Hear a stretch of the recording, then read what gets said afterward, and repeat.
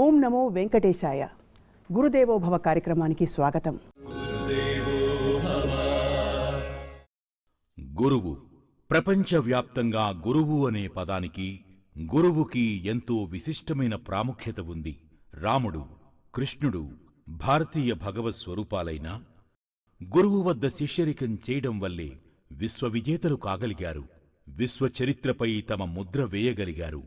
భారతంలో ద్రోణుడు శిష్యరికంలో అర్జునుడు కుడి ఎడమ చేతులతో బాణప్రయోగం చేసి సవ్యసాచి అయ్యాడు. కేవలం గురువు మట్టిబొమ్మను ఆరాధించి ఏకలవ్యుడు మేటివిలుకాడు కాగలిగాడు. దక్షిణామూర్తి అనుగ్రహం వలన ఋషులు జ్ఞానవంతులు కాగలిగారు. అర్జునుడికి భగవద్గీత బోధించి కృష్ణ భగవానుడు జగద్గురువయ్యాడు. ఇలా గురు పరంపరను, గురువు ప్రాముఖ్యతను చాటి చెప్పే పీఠాధిపతులు, స్వామీజీలు, ప్రవచనకర్తలు, ఆధ్యాత్మిక గురువుల చక్కని బోధనలతో సంధానకర్త వేసే ప్రశ్నలకు గురువులు, పీఠాధిపతులు చెప్పే చక్కటి జ్ఞానపూర్వకమైన సమాధానాలతో ఆణిముత్యాలను ఎర్చి కూర్చి అందించే జ్ఞాన విజ్ఞాన కార్యక్రమం గురుదేవో భవ. శ్రీ భాష్యకార సిద్ధాంత పీఠం వ్యవస్థాపకులు, తెలుగు రాష్ట్రాల్లో షోడశ లక్ష్మీయాగాలు నిర్వహిస్తూ అందరినీ ఆధ్యాత్మిక మార్గం వైపు నడిపిస్తున్న మహనీయులు, పరమహంస పరివ్రాజకాచార్యులు త్రిదండి శ్రీ శ్రీ శ్రీ రామచంద్ర రామానుజీయర్ స్వామి వారితో ఈనాటి గురుదేవోభవ కార్యక్రమం. పరమహంస పరివ్రాజకాచార్య అనంత శ్రీ విభూషిత శ్రీ శ్రీ శ్రీ త్రిదండి రామచంద్ర రామానుజీయర్ స్వామివారు శ్రీ భాష్యకార సిద్ధాంత పీఠ వ్యవస్థాపకులు. శ్రీ వైష్ణవ ధర్మాన్ని దశదిశలా వ్యాప్తి చేయడంలో కంకణబద్ధులైన యతీశ్వరులు. నిష్ఠకు నిర్వచనంగా, ప్రతిష్టకు ప్రతిరూపంగా పల్లె పల్లెలోనూ మండుటెండలో, వర్షపు జడిలో సుదీర్ఘమైన పాదయాత్రలు చేసి ప్రజలందరినీ చైతన్యపరిచి షోడశ లక్ష్మీ యాగాలు నిర్వహించిన లక్ష్మీపుత్రులు శ్రీ స్వామివారు. ఆర్షధర్మానికి విశేషమైన కైంకర్యాలను సమర్పిస్తున్న గోవిందజీయరులతో ఈనాటి గురుదేవో భవ.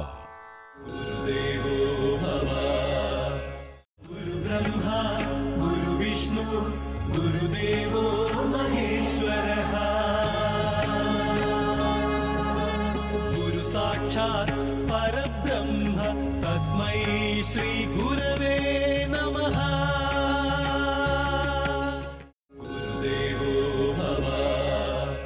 స్వామివారు ఈ మార్గంలోకి వచ్చినప్పుడు తమరికి కలిగిన స్ఫురణ ఏమిటి? అంతకు పూర్వం తమరి మనోస్థితి ఏ విధంగా ఉండేది? ఆ తర్వాత ఎటువంటి మార్పుని తమరు చెందారు స్వామి? తగు పూర్వం ఉంటే లౌకిక విద్య మొదలైనటువంటివి ఉండేది. డిగ్రీ దాకా చదివి తర్వాత ఆధ్యాత్మికంలోకి ప్రవేశించడం జరిగింది. అది కూడా భగవత్ ప్రేరణతోనే. అనుకోకుండా జరిగినటువంటి ఒక సంఘటన వల్ల పరమాత్మ యొక్క చెంత చేరటం జరిగింది. అక్కడి నుంచి నెమ్మదిగా అలాగా చేరి దగ్గర దగ్గర ఒక 7 సంవత్సరాలు జ్ఞానమేమీ లేకుండానే సేవ చేసి తర్వాత జ్ఞానం కోసమని ఒక ఆచార్యుల్ని ఆశ్రయించడం జరిగింది. తెలకచెర్ల కందాడై గోపాలాచార్య స్వామి వారిని నడిగడ్డపాలెం అని ఒక ఆశ్రమం స్వామి, అందులో మేము వారి దగ్గర చివరి శిష్యులుగా అధ్యయనం చేశాం ఈ వేదాంత సంబంధమైనటువంటి గ్రంథాలన్నీ. ఆ విధంగా అయిన తర్వాత సన్యాసాశ్రమం తీసుకుంటాం జరిగింది. అత్సమే దేవుని నారాయణ నామమే గతి, అత్సమే దేవుని నారాయణ నామమే గతి, సచ్చేటి వారికి సన్యాసము వారికి. అత్సమే దేవుని నారాయణ నామమే గతి, సచ్చేటి వారికి సన్యాసము వారికి. కృష్ణదేవరాయల కాలంలో కూడా మధ్వాచార్యుల వైష్ణవం ప్రాచుర్యంలోకి వచ్చింది. కానీ భగవద్ రామానుజుల వారి వైష్ణవం తత్వపరంగా ఏ విధంగా భిన్నంగా ఉంటుంది స్వామి? తత్వపరంగా భిన్నం అంటే మనకి ఇది విశిష్టాద్వైత సంప్రదాయం, అది ద్వైత సంప్రదాయం స్వామి. మనకి 3 ప్రధానమైనటువంటి ఇవి ఉన్నాయి. అద్వైతం అని, విశిష్టాద్వైతం అని, ద్వైతం అని. అద్వైతం అనేటువంటిది ఒకటే తత్వాన్ని అంగీకరిస్తుంది, విశ్వసిస్తుంది. బ్రహ్మ సత్యం జగన్మిథ్య అనేటువంటిది వారి సూత్రం. విశిష్టాద్వైతం అనేటువంటిది జీవ ప్రకృతులతో కూడినటువంటి వాడు పరమాత్మ అని. అంటే ఆయన శరీరంగా కలవాడు. శరీరీ భావ సంబంధం అంటారు. ఈ జగత్తంతా కూడా ఆయనకి శరీరం అయితే ఆయన శరీరి అంటే ఆత్మ అన్నమాట అనేటువంటి ఒక తత్వంతో విశిష్టాద్వైత సంప్రదాయం ఉంటుంది. కనుక శరీరీ భావ సంబంధం అనడం చేతనే శరీరం అనేటువంటిది ఆ శరీరి అని చెప్పబడేటువంటి జీవుడు ఉంటే తప్ప పనిచేయదు. లేకపోతే ఇది అచేతనం. అచేతనమైనటువంటి పదార్థమైన ఈ శరీరం కూడా కదలడానికి, చలించడానికి లేదా ఇతరత్ర ఏవైనా క్రియలు చేయడానికి కారణమైనటువంటిది అందులో ఉన్నటువంటి జీవతత్వమే. అలాగే పరమాత్మ ఇక్కడ ఆత్మ అవుతూ ఉంటే ఈ జీవుడు ప్రకృతి అని చెప్పబడేటువంటివి ఆయనకి శరీరం అవుతూ ఉంటే ఆయన కనుక ఆత్మగా లేకపోతే ఈ రెండు పనిచేయవు. కనుక ఆయన్ని ఆధారంగా చేసుకొని జీవించేటువంటివి జీవుడు ప్రకృతి అని చూపిస్తూ ఆయన శరీరి, ఈ రెండు శరీరము ఆయనకి. అలా ఆయన చేతనే నియమింపబడుతూ శాసింపబడుతూ జీవిస్తున్నాయి అనేటువంటి తత్వాన్ని చూపించేటువంటిది. అంటే దీన్ని బట్టి 3 తత్వాలు ఉన్నాయని నిర్ణయం అవుతుంది. దీన్నే తత్వత్రయం అంటారు. లోకంలో ఏ జీవినైనా సరే మీరు చూసినా ఈ తత్వత్రయం కనిపిస్తుంది. తత్వత్రయం అంటే 1 పరమాత్మ, 2 ప్రకృతి, 3 జీవుడు. అంటే లోకంలో ఈ కనిపించేది ప్రకృతి అయితే, లోపల ఉండేటువంటి వాడు జీవుడైతే, ఈ జీవుడికి లోపల అంతర్యామిగా పరమాత్మ ఉన్నాడు. ఎన్ని తత్వాలు వచ్చాయి? 3 తత్వాలు. ఇది మాకొక్కరికే కాదు కదా, లోకంలో ఉండే కనిపించని క్రిమికి కూడా అది ఉన్నది. ఇందాక మనం చెప్పుకున్నాం, ఈ జీవుడు లేకపోతే శరీరం ఎలాగైతే పనిచేయదో, ఈ 2 శరీరాలుగా కలిగినటువంటి పరమాత్మ లేకపోతే ఈ 2 కూడా పనిచేయలేవు. అలాగా ఈ జగత్తంతా కూడా తత్వత్రయ రూపంగా ఉన్నది అని నిరూపణ చేసినటువంటి వారు భగవద్ రామానుజులు. మహానుభావులు ఆ విధంగా విశిష్టాద్వైత సంప్రదాయాన్ని ఇచ్చారు, అనుగ్రహించారు. గతులన్నీ కిలమైన కలియుగమందును గతి ఈతడే చూపే ఘన గురు దైవము. గతులన్నీ కిలమైన కలియుగమందును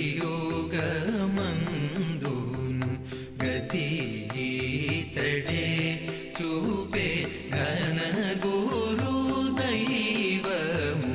గతులన్నీ కిలమైన కలియుగమందును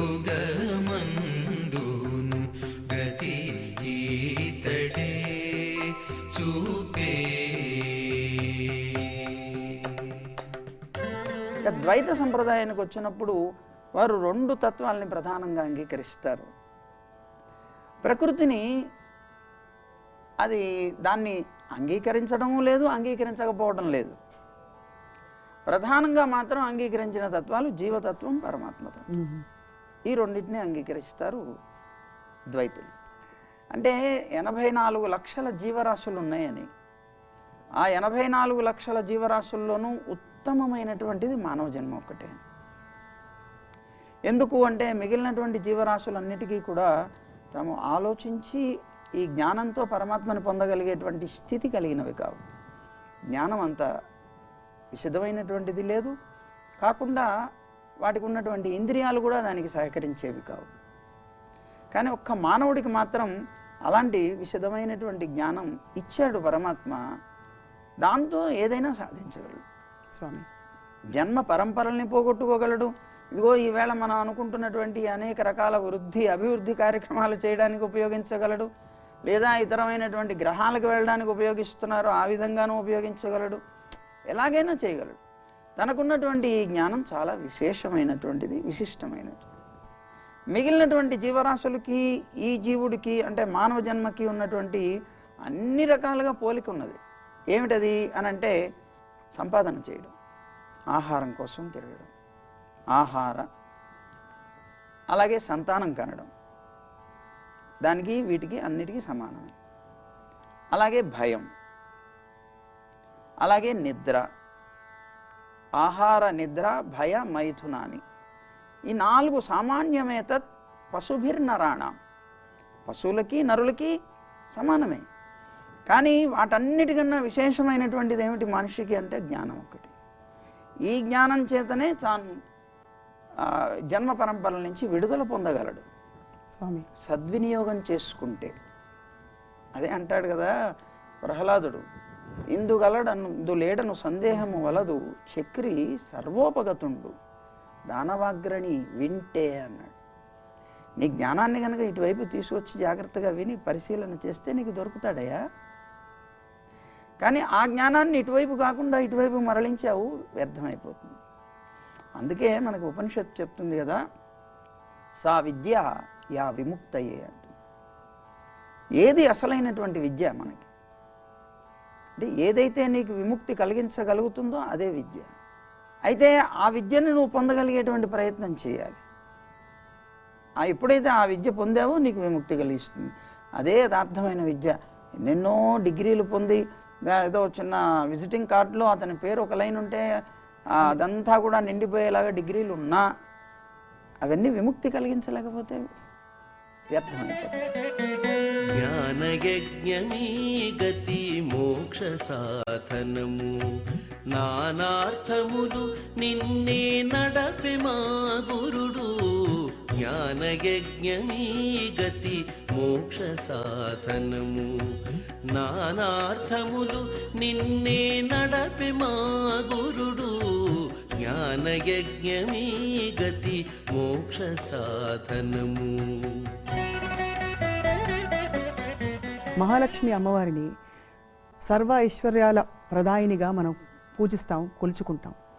మళ్ళీ ఇక్కడ సర్వం పరిత్యజించి పరమాత్ముని చేరుకోవాలి అనే సంకల్పం కూడా మానవ ప్రయాణంలో ఉండాలని అంటుంటాం. మరి వీటిరెన్నిటికీ సంఘర్షణ ఏది లేదా స్వామి? అష్టైశ్వర్యాలు పొందడం అంటే ఏమిటి? అది ఏ రూపంలో మనం పొందుతున్నాం, ఎందుకు పొందుతున్నాం స్వామి? మీరు అడిగేటువంటి సంపద కూడా పరమాత్మే అంటాం మేము స్వామి. మీరు అమ్మని సంపద అంటున్నారు. అమ్మ సంపద రూపమైనటువంటి అమ్మకి సంపద ఎవరు? అయ్యా, పరమాత్మే కదా. శ్రీయశ్రీ అంటారు మన పెద్దలు. శ్రీకి కూడా శ్రీ అయినటువంటి వాడు ఆయన. అందరికీ అమ్మ సంపద అయితే అమ్మకు కూడా సంపద అయినటువంటి వాడు పరమాత్మ. ప్రధానంగా సంపద ఎవరు? పరమాత్మ. కనుక సంపద పొందటము అనేటువంటిది. కానీ అసలు సంపద పొందడం అంటే ఏమిటి? పరమాత్మని పొందడం. ధనం మదీయం తవ పాద పంకజం అని అంటారు పెద్దలు.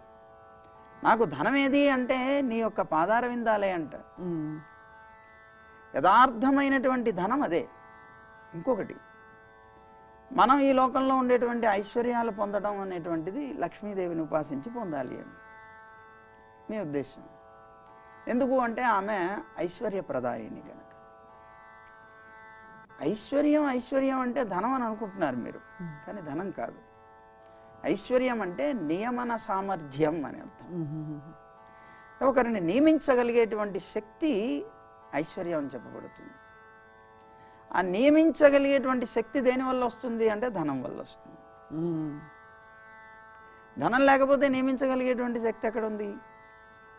కనుక ధనాన్ని బట్టి నియమించగలిగేటువంటి శక్తి వస్తుంది. కనుక ఐశ్వర్యం అంటే ధనం అనేటువంటి ఆలోచన లోకంలో అందరికీ ఉంటుంది.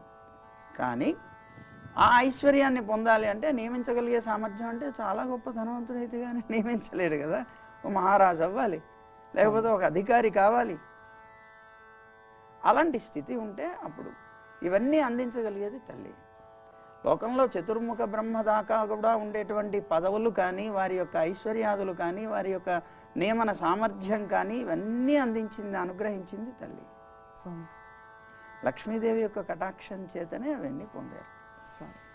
చతుర్ముఖ బ్రహ్మ పొందినటువంటి అద్భుతమైనటువంటి సృష్టి చేయగలిగేటువంటి గొప్పవాడైనటువంటి ఆ పితామహుడు అని చెప్పబడేటువంటి ఆయన యొక్క స్థితి పొందడానికే లక్ష్మీదేవి కారణమైంది అంటే అంత పెద్ద పెద్ద వాళ్ళకే ఇస్తుందా లక్ష్మీదేవి అంటే? కాదయ్యా, అల్పమైనటువంటి వ్యక్తికి కూడా అనుగ్రహిస్తుంది.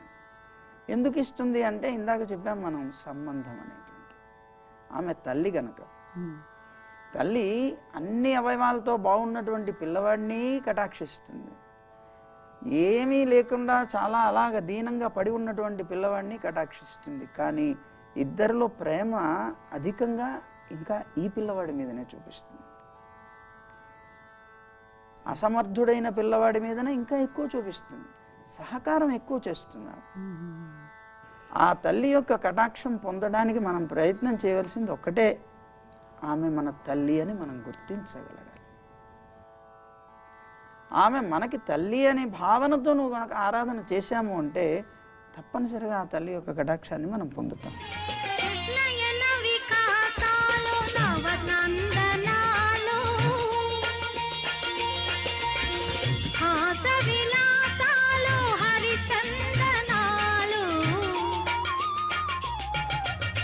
నయన వికాసాలు నవనందనాలు హాస విలాసాలు హరిచందనాలు మృదు పద కమలాలు ఎదనచిన చాలు శ్రీమన్మహాలక్ష్మి సిరులిచ్చు వేవేలు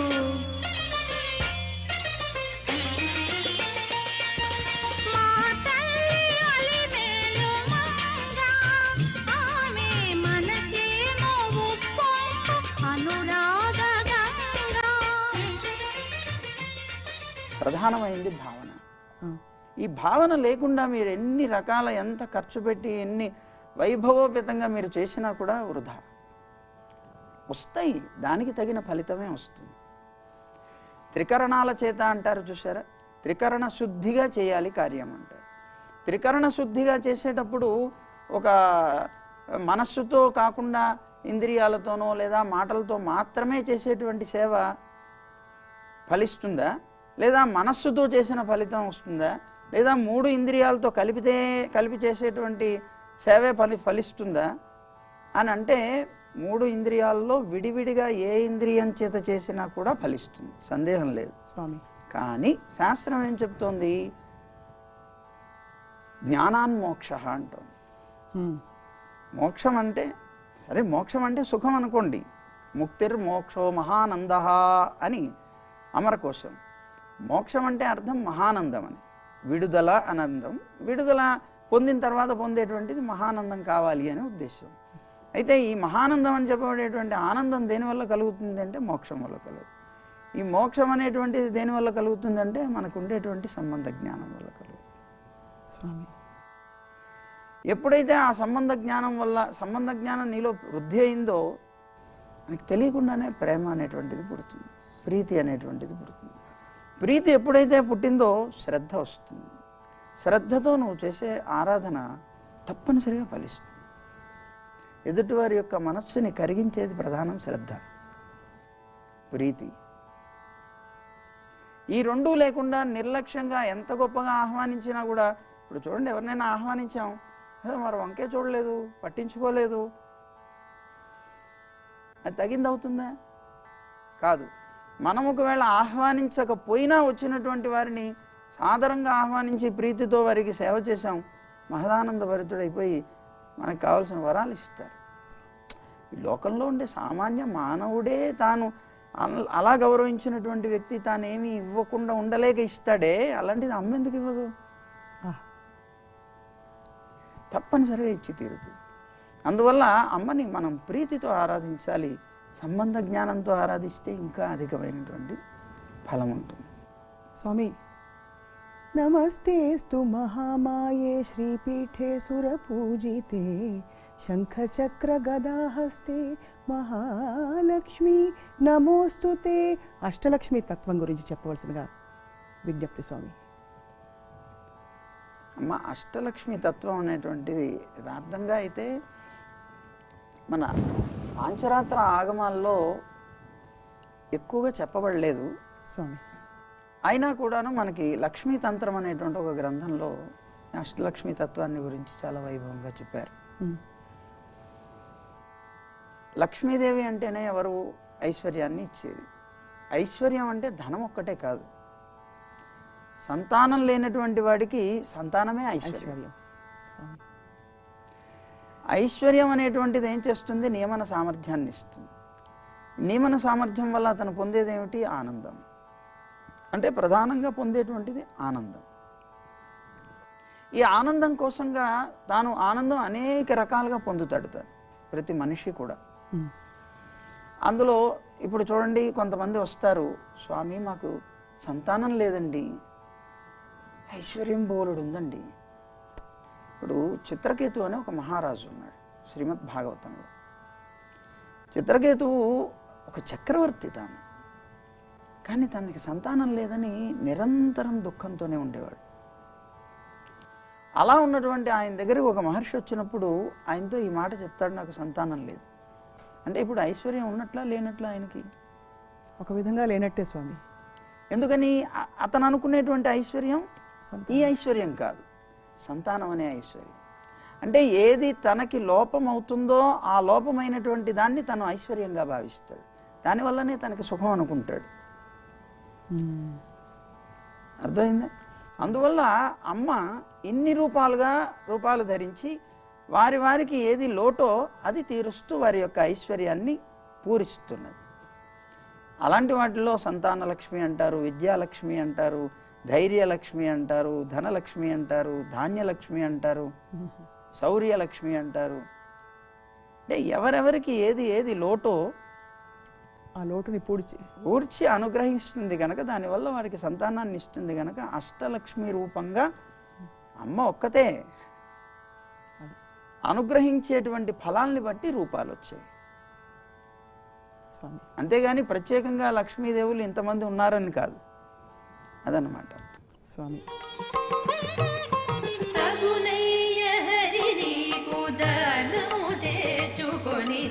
జగములో భూకాంత సౌభాగ్యలక్ష్మి తగునయ్య హరి నీకు దానము తెచ్చుకొనిన. జగములో భూకాంత సౌభాగ్యలక్ష్మి తగునయ్య హరి నీకు దానము తెచ్చుకొనిన.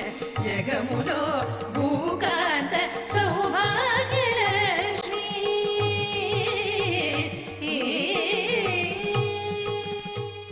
స్వామివారి అనుబంధం తిరుమల క్షేత్రంతో ఏ విధంగా మొదలైంది, ఏ విధంగా కొనసాగుతుంది చెప్పగలరు స్వామి? ప్రతి జన్మలోనూ మనకి క్షేత్రము అంటే అక్కడ అర్థం ఆచార్యులు. కారణం ఆదిశేషుడి యొక్క అవతారమే పర్వతం కనుక, అదిగో ఆ పర్వత స్వరూపుడైనటువంటి ఆచార్యుడు. ఆచార్యులతో సంబంధం లేకపోతే ఈవేళటి దాకా ఈ స్థితిలోకి వచ్చేటువంటి స్థితి ఉండదు.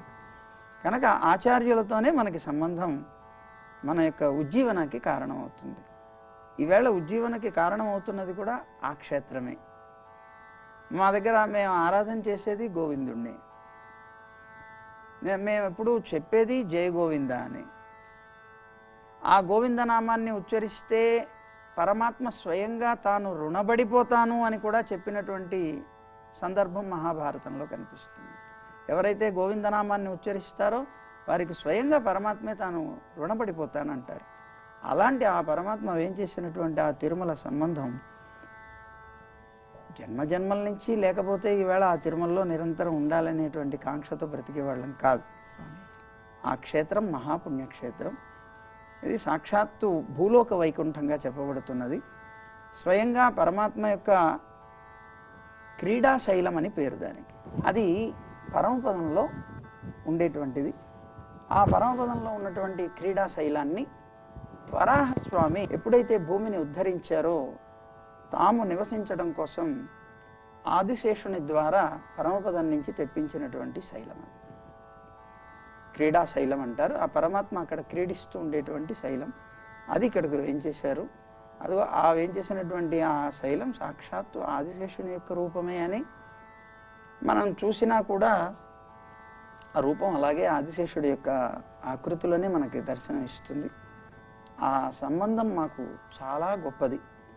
ఆ శైలం మీద అనేక సార్లు సంచరించడం కానీ, కపిల తీర్థానికి పైగా వెళ్ళి మేము అక్కడ మా పూర్వాశ్రమం నుంచి కూడా మాకు బాగా సంబంధం, బంధం ఉన్నది.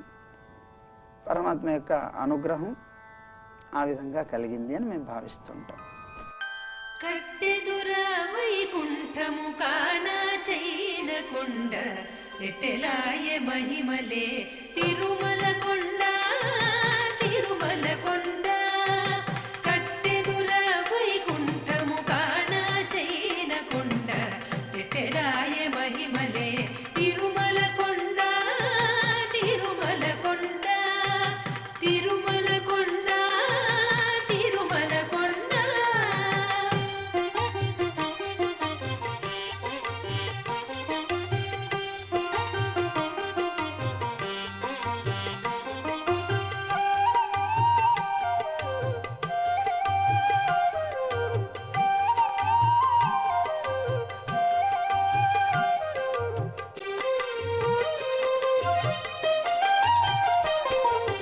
వేదములే శిలలై వెలసినది కొండ ఏ దశ పుణ్యరాసులే ఏరులైనది కొండ వేదములే శిలలై వెలసినది కొండ ఏ దశ పుణ్యరాసులే ఏరులైనది కొండ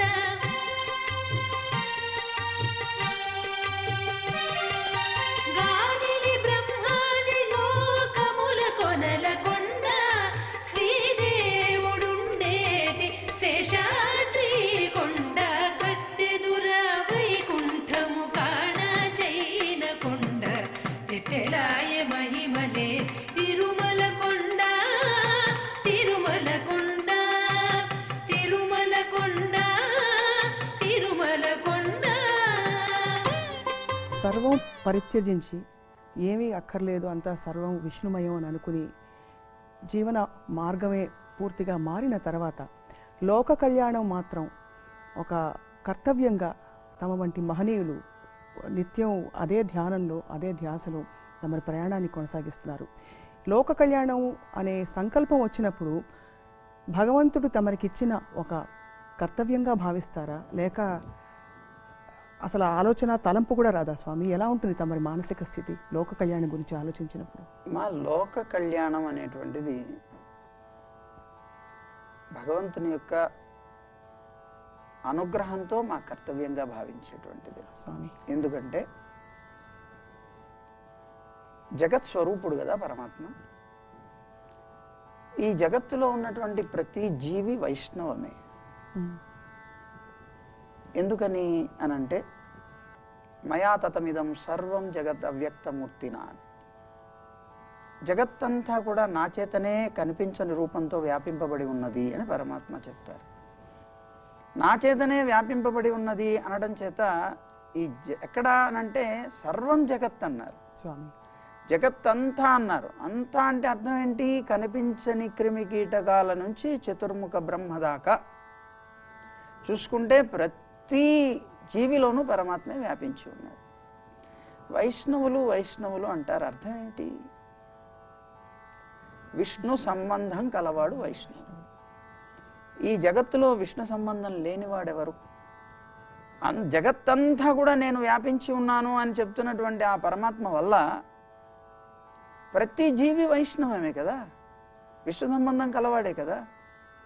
మరి ప్రతి జీవి వైష్ణవులే అవుతూ ఉన్నప్పుడు ఈ జగత్తునంతటినీ, ఈ జగత్తుకి కళ్యాణం కావాలి అని అనుకోవడంలో దోషమే ఉంది.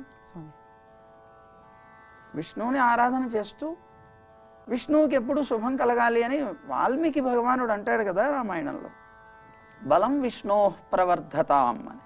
అలాగా ఎందుకు బలం విష్ణో ప్రవర్ధతాం? ఎందుకు విష్ణువు యొక్క బలం వృద్ధి కావాలి ఇంకాను అని ఎందుకు అన్నాడు ఆ మాట?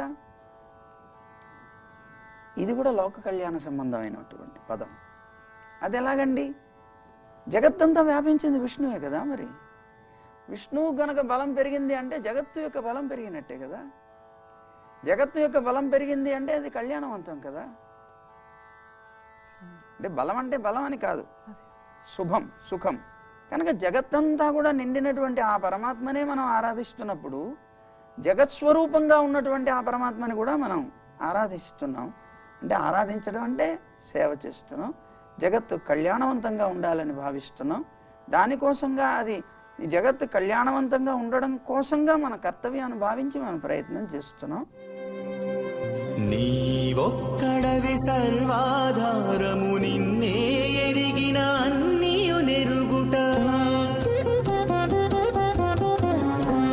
నీవొక్కడవి సర్వాధారము నిన్నే ఎరిగిన అన్నియు నెరుగుట భావించి ఇంతయు తెలియగవలసిన బ్రహ్మవేత్తలకు ఇది తెరువు నీవొక్కడవి సర్వాధారము నిన్నే ఎరిగిన అన్నియు నెరుగుట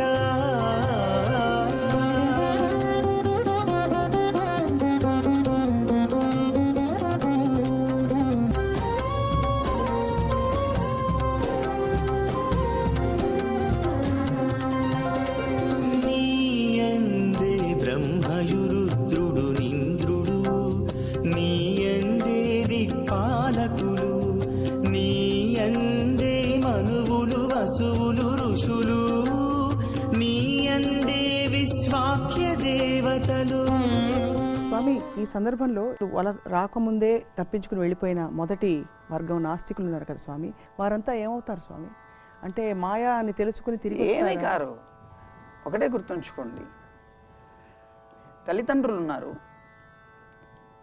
తనకి సంతానం ఒక 10 మంది ఉన్నారు. ఆ 10 మంది సంతానంలో కొంతమంది మేము స్వతంత్రులం అని భావించి తల్లిదండ్రులకి దూరంగా బ్రతుకుతున్న వారు ఉన్నారు.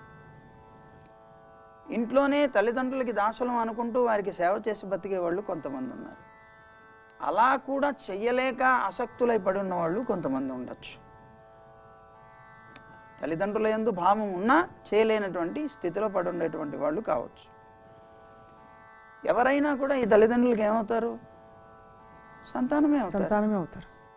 తల్లిదండ్రుల యొక్క భావం మారుతుందా? ఏమన్నా మారదు. వారి భావం మారింది కానీ వీరి భావం మారదు.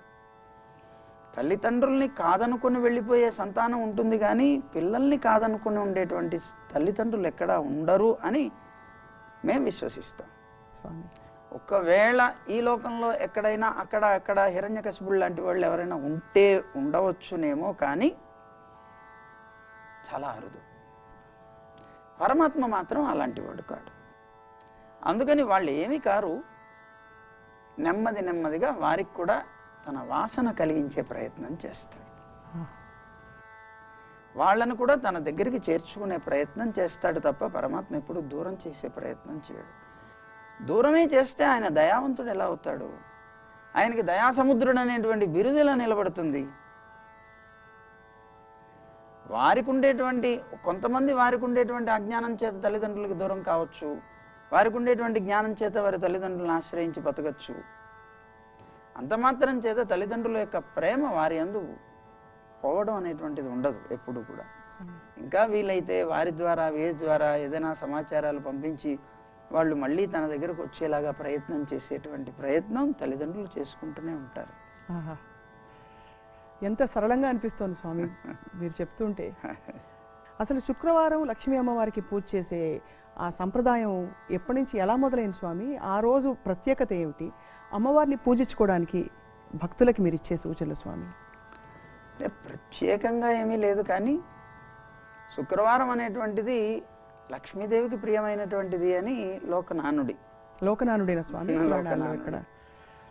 అందువల్ల శుక్రవారం నాడు లక్ష్మీదేవిని ఆరాధించడం అనేటువంటిది కాకుండా లక్ష్మీతంత్రం మొదలైనటువంటి వాటిలో ఈ వారంలో అమ్మవారిని ఆరాధిస్తే మంచిది అని చెప్పబడుతుంది కనుక ఆరాధించడం జరుగుతుంది. ఇంకా పూజా విధానాల్లో స్వామి తమరు యాగాలవి ఎన్నో చేస్తున్నారు, నిర్వహిస్తున్నారు. భక్తులకి తమరిచ్చే ఆశీపూర్వకమైన సూచనలు స్వామి? అంటే అమ్మా, ఏదైనా సరే మనం చెప్పాం, ముందు కావాల్సింది ప్రీతితో ఆరాధన చేయాలి. ఇప్పుడు మనం పూజ అంటే చాలామంది భయపడుతుంటారు. అవును స్వామి. మనం పూజిస్తామా, పూజించగలమా, లేకపోతే పూజించడానికి మనం అర్హులమా, ఇలా ఆలోచిస్తారు. వాస్తవం స్వామి.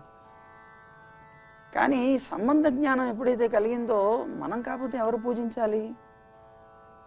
ఇప్పుడు తల్లి ఆమె, మనం సంతానము తల్లి అయినప్పుడు పూజించవలసింది ఎవరు? సంతానమే కదా మరి. కనుక సంబంధ జ్ఞానం లేక ఆయన ఎవరో భగవంతుడు ఎక్కడో ఉంటాడు అనుకునేటువంటి భావనతో ఉన్నప్పుడు ఆయన భగవంతుడు అవుతాడు, మనం మానవులం అవుతాం. కానీ ఎప్పుడైతే సంబంధ జ్ఞానం వచ్చి ఆమె తల్లి మనం సంతానం అనుకున్నామో ఆటోమేటిక్గా ప్రీతితోటి, ప్రేమతోటి, భక్తితోటి, శ్రద్ధతోటి ఆరాధన చేస్తాం. అందువల్ల మొట్టమొదట కావాల్సింది సంబంధ జ్ఞానం. ఆమెకి మనకి సంబంధం ఉన్నది. అందువల్ల భగవంతుడు అంటే ఎవరో కాదు, మన స్వామి, మన సొత్తు, అదే మన స్వామి, మన తండ్రి అనేటువంటి ఒక భావన కలగాలి. ఆ భావనతో ప్రారంభం చేయాలి మనం ఆరాధన. సరే, ఆ భావన పెట్టుకొని మనం ఆరాధన చేసేటప్పుడు కూడా చూడండి, పూజ అంటే ఏదో భయంకరమైనటువంటిది ఏం కాదు, అది చాలా ఆనందకరమైనటువంటిది. మనం చూడండి, అతిథి పూజ అంటుంటాం చూసారా. పూజ అంటే గౌరవించుట, పూజించుట అంటే గౌరవించుట. ఎలా గౌరవిస్తాం? వారికి కావలసినటువంటివి అందిస్తూ వారిని ఆనందపరుస్తూ గౌరవిస్తాం. అది గౌరవం చూపించడం అంటే అర్థం ఏంటండి? ఇప్పుడు అతిథి పూజ అన్నాము. అతిథి పూజ అంటే అర్థం ఏంటండి? ఎవరో అతిథులు వచ్చారు, అతిథి పూజ చేస్తున్నారండి వాళ్ళు అన్నారు అంటే వాళ్ళు రాగానే అగరవత్తులు తిప్పేసి, హారతులు ఇచ్చేసి, కొబ్బరికాయలు కొట్టి ఇవి చేస్తారా? కాదు కదా. మరి ఏం చేస్తారు? రాగానే వచ్చిన తర్వాత వెంటనే స్వామి బాగా దూరం నుంచి వచ్చారు, కష్టపడ్డారు, పాపం లోపల రండి, విశ్రాంతి తీసుకోండి, కాళ్ళు కడుక్కుంటారా, మంచి తీర్థం ఇవ్వమంటారా అడుగుతాం. వారిని కూర్చోబెట్టడానికి ఆసనం ఇస్తాం. వారు ఒకవేళ స్నానం చేస్తానంటే అవి వాటికి సంబంధించి ఏర్పాటు చేస్తాం. వారికి భోజనాదులు ఇస్తాం. వారిని శయనిస్తానంటే ఇవన్నీ పూజే. వారిని గౌరవించడమే, అవన్నీ పూజే. మనం పూజించేటువంటి విధానంలో కూడా అవే ఉన్నాయి. షోడశోపచారములు అంటాం మనం. ఆ ఉపచారాలు చేస్తాం మనం. అర్ఘ్యం అంటున్నాం, పాద్యం అంటున్నాం, ఆచమనీయం అంటున్నాం. అర్ఘ్యం అంటే ఏమిటి? చెయ్యి కడుక్కోవడానికి చేతికి ఇచ్చేటువంటి తీర్థం. పాద్యం అంటే ఏంటి? వారి పాదాలు కడుక్కోవడానికి ఇచ్చేటువంటి తీర్థం. అలాగే ఆచమనీయం అంటున్నాం, నోరు తడుపుకోవడానికి ఇచ్చేటువంటి తీర్థం. ఈ అర్ఘ్యపాద్య ఆచమనాలు అయిన తర్వాత వారు వచ్చినప్పుడు వారికి పండ్లు తోముకోవడానికో లేకపోతే దంతధావనం, అలాగే జిహ్వా నిర్లేఖనం అవి చేస్తాం, సమర్పిస్తాం. అయిన తర్వాత స్నానం చేయిస్తాం. స్నానం అయిన తర్వాత వస్త్రాలు, అలాగే కావలసినటువంటి మనం టవల్స్ అంటూ ఉంటాం. మన శరీరాలు అయితే మొద్దుగా ఉంటాయి కనుక మొద్దు టర్కీ టవల్స్ తప్ప మనకి సరిపోవేవి కూడాను. కానీ పరమాత్మ చాలా సున్నితమైనటువంటి శరీరం కలవాడు కనుక పులోత వస్త్రం అంటాం. దూది కన్నా మెత్తగా ఉండేటువంటి వస్త్రాలతో స్వామికి తుడవం, అద్దుతాం. అద్ది వారి మీద ఉండేటువంటి తడిని పోగొట్టే ప్రయత్నం చేస్తాం. వస్త్రాలు సమర్పిస్తాం. తర్వాత అర్చన, వారి వచ్చినటువంటి పెద్దవాళ్ళని మనం గౌరవిస్తాం. సాక్షాత్తు తల్లిదండ్రులు అంటే పాదపూజ చేసి వారికి ఆరాధన చేయాలి కనుక అర్చన చేస్తాం. అర్చన అయిన తర్వాత వారికి కావలసినటువంటి భోగ్యమైన పదార్థాలు ఆరగింపు చేస్తాం. తర్వాత శయనాదులు చేస్తాం. ఇది పూజ. నిత్య పూజలివివు నిరిచినను ప్రత్యక్షమైనట్టి పరమాత్మునికి నిత్య పూజలివివు నిరిచినను ప్రత్యక్షమైనట్టి పరమాత్మునికి నిత్య పూజలివివో.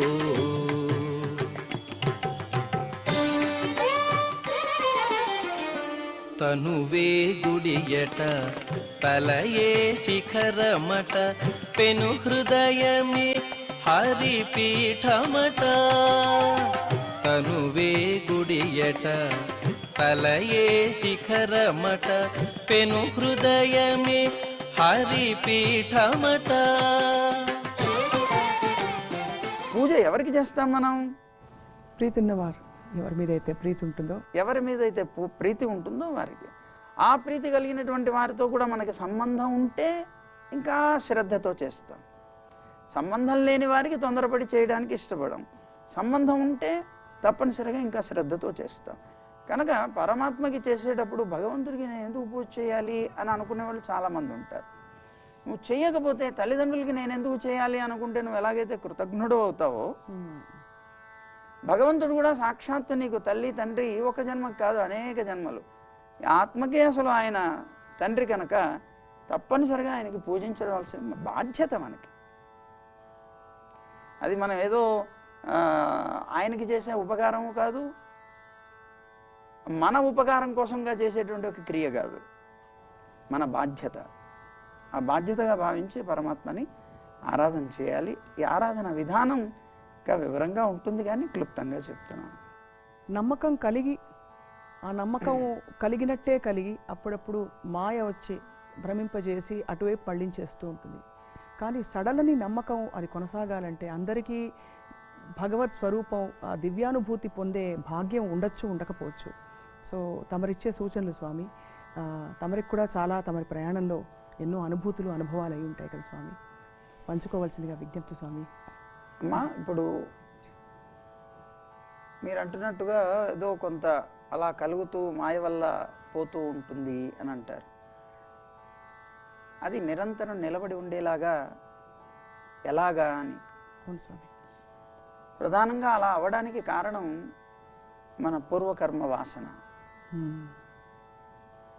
మనకి సంచితమని, ఆగామి అని, ప్రారబ్ధమని 3 రకాలుగా ఉంటాయి మనం చేసేటువంటి పాప పుణ్యాల యొక్క విధానం.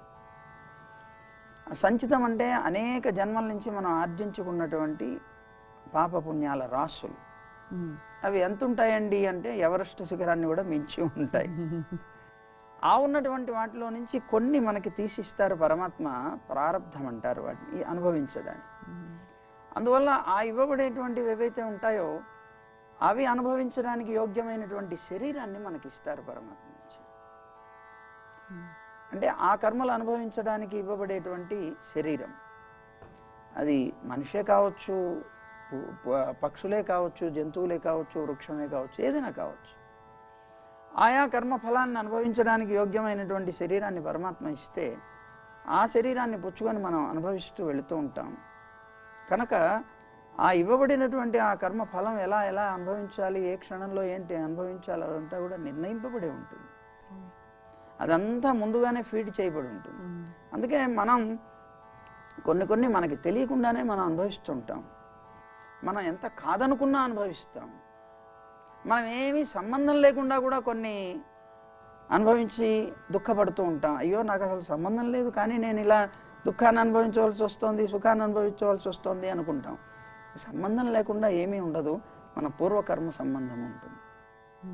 ఆ పూర్వకర్మ సంబంధం వల్లనే మనకుండేటువంటి పుణ్య విశేషం చేత పరమాత్మ యొక్క సంబంధం ఒకసారి మనస్సులో ఒకసారి ఆవిష్కరింపబడుతుంది, మళ్ళీ మన పాపం వల్లనే ఆవరింపబడుతుంది. ఇలాంటివి జరుగుతూ ఉంటాయి. అంటే అలా జరిగి జరిగి జరిగి జరిగి మన పాపరాశి అంతా కూడా క్షయమైపోతుంటుంది. ఎప్పుడైతే మనం అనుభవిస్తామో ఆటోమేటిక్గా అది క్షయమైపోతుంది కదా, అది క్షయమైపోతూ ఉంటుంది. ఎప్పుడైతే అవన్నీ కూడా క్షయమైపోతూ ఉంటాయో అప్పుడు మనస్సు అనేటువంటిది స్వచ్ఛమైపోతుంది. అప్పుడు ఆ స్వచ్ఛమైనటువంటి దాంట్లో ఇది ఇంకా వృద్ధి పొందుతుంది, ఎక్కువ కనిపిస్తుంది. ఇది కనిపించట్లేదు అంటే ఆవరింపబడడం వల్ల, అది ఉన్నది లేకపోలేదు. భగవంతుడు ఎప్పుడు మనలో అంతర్యామిగా ఉన్నాడు. పరమాత్మను దర్శనం చేసుకోలేకపోతున్నాం అంటే కారణం ఏంటంటే ఆవరణ. మరి ఈ సందర్భంలో స్వామి ధ్యానము, భగవద్నామ స్మరణ ఇవన్నీ మానవ ప్రయత్నం పనిచేస్తుందా, ఫలిస్తుందా? తప్పనిసరిగా తప్పనిసరిగా ఈ ఉన్నటువంటి పాపం క్షయించేటువంటి ఏకైక మార్గమే అది భగవన్నామ సంకీర్తన. అందులో కలియుగంలో అది చాలా ప్రధానమైనది.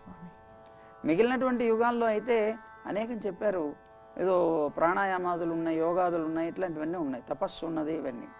కానీ కలియుగానికి అవేవి కూడా పనిచేయవు. కలియుగంలో చాలా త్వరగా పరమాత్మని అనుగ్రహాన్ని పొందడానికి కారణమైనటువంటిది ఒకే ఒకటి, అది హరినామ సంకీర్తనం అని, కలవు సంకీర్త్య కేశవం అని మనకి పురాణాలు చెప్తున్నాయి. కనుక ఆ నారాయణ నామ సంకీర్తనం చేస్తే ఎంత బాగా చేయగలిగితే అంత బాగా మన మనసులో ఉండేటువంటివన్నీ క్లియర్ అయిపోతాయి. చాలదా బ్రహ్మమిది సంకీర్తనం మీకు చాలెల్ల నడగించు సంకీర్తనం. చాలదా బ్రహ్మమిది సంకీర్తనం మీకు చాలెల్ల నడగించు సంకీర్తనం.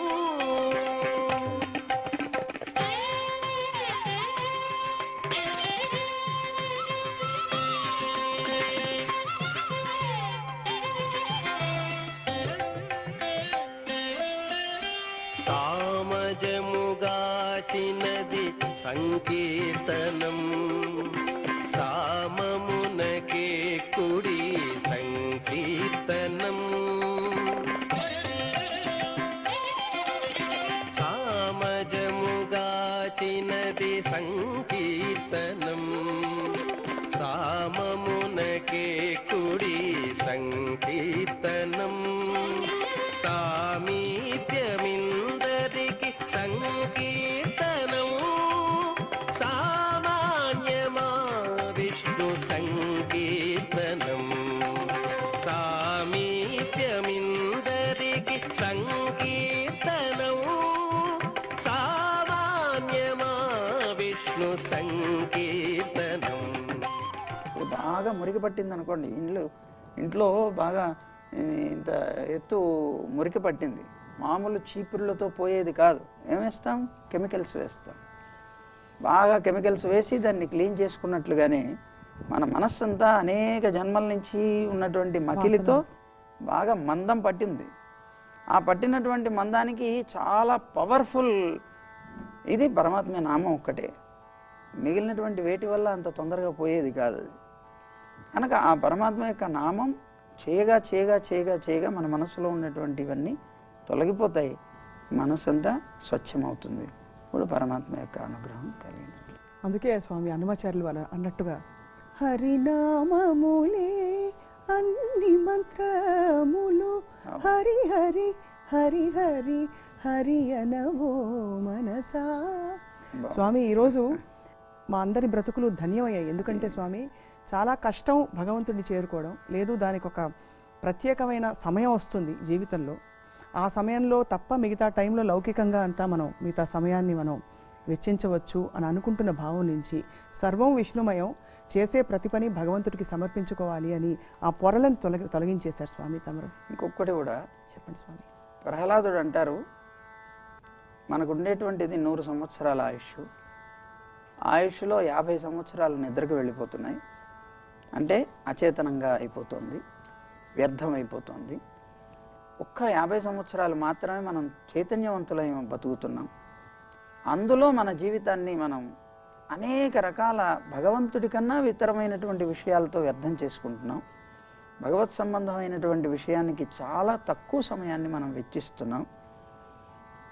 అది మనకి జన్మ పరంపరల్ని పోగొట్టడానికి ఉపయోగపడేది కాదు. వచ్చింది మానవ జన్మ దానికోసమే కనుక ప్రతి క్షణాన్ని దానికి ఉపయోగించుకోవాలి. అందువల్ల భగవత్ సంబంధమైనటువంటి జ్ఞానాన్ని పొందడానికి లేదా తత్సంబంధమైన ఆచరణకి వయస్సుతో సంబంధం లేదు. మన చిన్న పిల్లలకి ఎవరికైనా భక్తి కుదురుతూ ఉంటే, అయ్యో వీడు భక్తి కుదురుతుంది, రేపొద్దున సన్యాసుల్లో కలిసిపోతాడేమో, సాధువుల్లోకి వెళ్ళిపోతాడేమో అని చాలామంది చెడగొడుతూ ఉంటారు.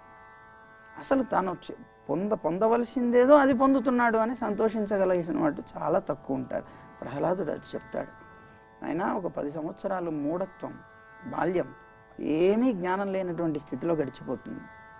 అందువల్ల పరమాత్మ గురించి ఆలోచించలేడు. ఇక తర్వాత వచ్చేటువంటి 10 సంవత్సరాల వయస్సు విద్య, చదువు కోసం తన జీవితాన్ని వెచ్చిస్తాడు కనుక భగవంతుడి గురించి ఆలోచించేటువంటి స్థితి లేదు. 20 సంవత్సరాలు వృధా అయిపోయాయి. తర్వాత మళ్ళీ గృహస్థాశ్రమంలో వేస్తారు, ముక్కుకి తాడు వేస్తారు, ఫినిష్ అయిపోయింది, ఇంకా బంధింపబడతాడు. 20 సంవత్సరాలు ఆ విధంగా వ్యర్థం అయిపోతాయి. 40 సంవత్సరాలు అయిపోయినాయి. ఇక మిగిలింది ఒక 10 సంవత్సరాలు. ఈ 10 సంవత్సరాలు వృద్ధాప్యం వస్తుంది. ఈ వృద్ధాప్యంలో కన్ను పనిచేయదు, కాలు పనిచేయదు, ముక్కు పనిచేయదు, మూతి పనిచేయదు. ఇంతకాలం నుంచి ఉన్నటువంటి విషయాలన్నీ కూడాను ఈ మనస్సుని పట్టి పీడిస్తూ ఉంటాయి. అవే జ్ఞాపకం వస్తూ ఉంటాయి. తలుచుకొని దుఃఖాలైతే దుఃఖాలు, సంతోషమైతే సంతోషం పొందుతూ ఉంటాడు.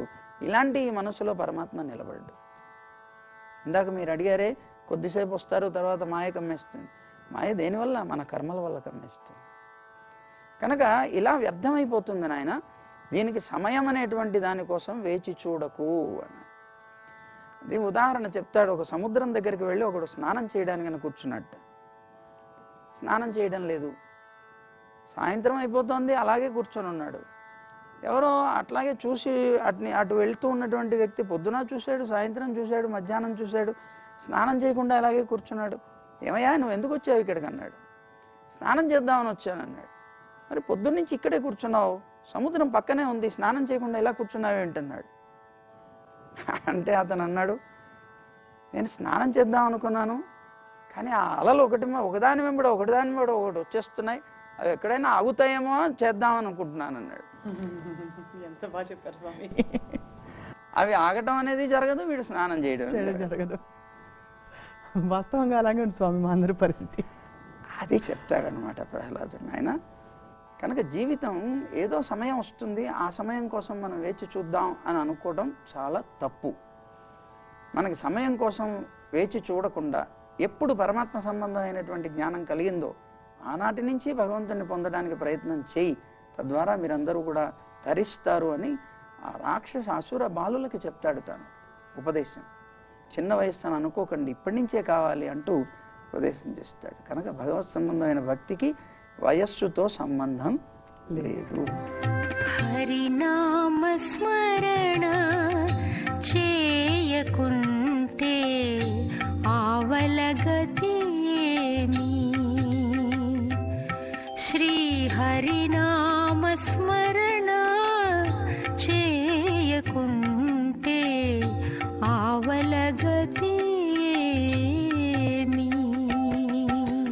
గోవింద హరి గోవింద శ్రీ వెంకటపతి గోవింద, గోవింద హరి గోవింద శ్రీ వెంకటపతి గోవింద.